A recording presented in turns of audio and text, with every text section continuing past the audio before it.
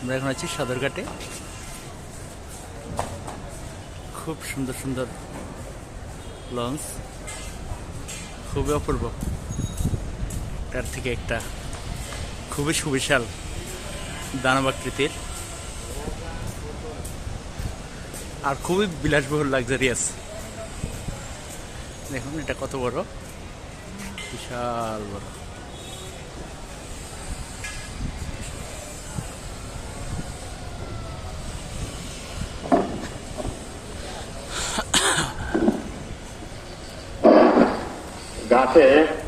ঘাটে অবস্থানরত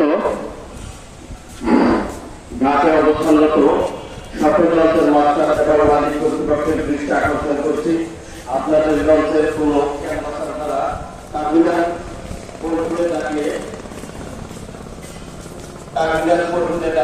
যাত্রী ডাকাডাকি তাদের করা যাবে না, সেই সাথে ব্যবহার করা যাবে না। এটা দিয়ে নির্দেশ। যদি কোনো লঞ্চের ক্যাম্পাসার দ্বারা টার্মিনালের পোর্টে দাঁড়িয়ে হ্যান্ডব্যাগ দ্বারা যাত্রী ডাকাডাকি হয়, তাহলে সে হ্যান্ডব্যাগ বাজেয়াপ্ত করা হবে এবং সংশ্লিষ্ট ক্যাম্পাসারকে আইনের আওতায় নিয়ে আসতে হবে।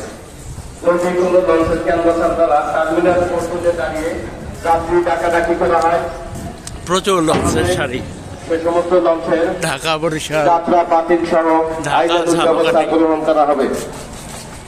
ডাউন হয় আওলা ট্রেন, হাতিয়া, বেতুয়া, চর্মনাথ এবং বেতুয়ার লঞ্চগুলি তাদের নির্ধারিত গন্তব্য পর্যন্ত যেতে পারবে।